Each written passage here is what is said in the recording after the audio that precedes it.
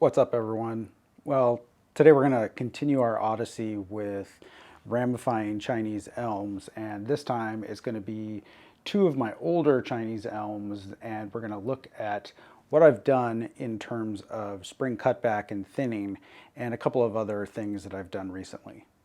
I've had this tree for a really long time, and when I got it, it was just a trunk, and then last summer, it started getting a little bit too big in terms of the twigging, and I wanted to bring the whole thing in, but when I cut it and just left a couple of leaves, I wasn't getting any back budding. And then on top of that, I had an early fall storm, and another tree got knocked over and basically broke off a couple of the branches on the backside of the apex. So I thought to myself, I'm just going to trim back all of the branches and sort of bring it all the way back and then start over with some of the secondary and tertiary branching, which I thought would work really well, but has had some good effect and some not so perfect effect.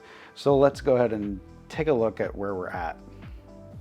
So if I move some of these shoots out of the way, you can kind of see the bare spots that are in here along the back of the trunk.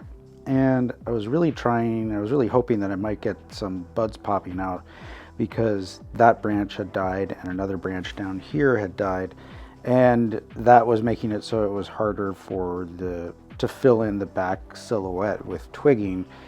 In order to gauge whether or not I actually cut this back properly, I'm going to start by taking off the long portions of all of these twigs that are on the top half of the tree.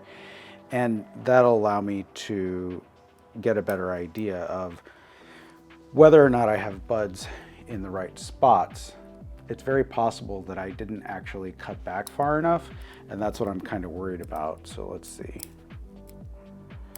As I'm doing this, I'm cutting back to 2 leaves on each shoot if it's strong. If they're just little teeny buds, I will just leave them alone for now.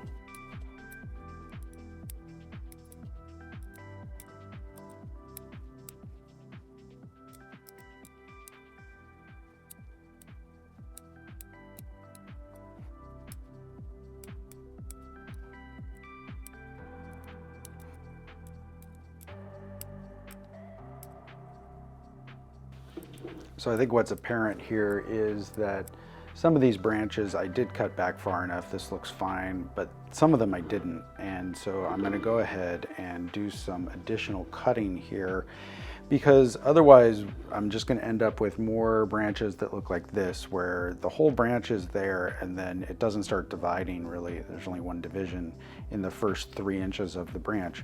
So in order to get a more twiggy silhouette, I'm going to go ahead and cut this one and this one back further. So I had to cut back some of these branches quite a bit more because they were only budding out at the tip, and in order to fit all of the branching that I want to have in sort of the space between here and here, I need them to start dividing back in here more. So I cut all of these shorter and some of the ones over here as well as up in here, but I was able to leave a good number of shoots in different parts of the tree with at least a couple of leaves on them. So it's not like a complete defoliation. Here's another example of me trying to keep up with deciduous work in spring. One of the things that keeps happening is that because I'm not keeping it cut back and thinned out enough, the branching that's on the outside and the top is remaining healthy, but a lot of the interior twigs that I previously grew are dying off. So today I am going to go in here and trim back this whole thing, and I'm actually not sure I'm going to leave any of these leaves or the new shoots. I really want to force this tree to bud back on the older wood and make more compact branching.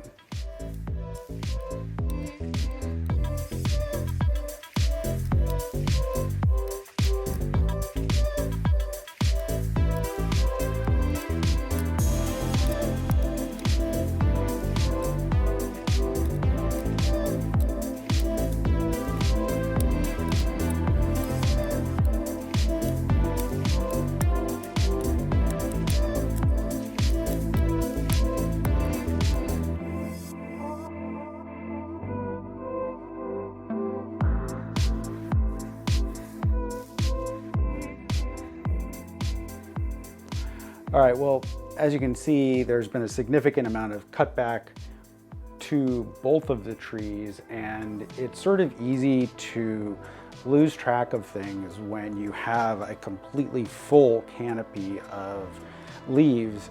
But what I'm really after in both cases is a long-term maintenance that will allow me to keep growing these interior twigs. So if I let it run too much like this, when it has a relatively full silhouette, then all of these little teeny branches that are inside will die off. And if I do that repeatedly, then I'll end up having to do that. And that means that there's more rebuilding of the branch structure in order to get the twigs into the places that we really want them. If you haven't already, check out a couple of our other videos that I did recently on corkbark Chinese elms especially in terms of earlier development than these guys. Thank you so much for watching, and we'll see you next time.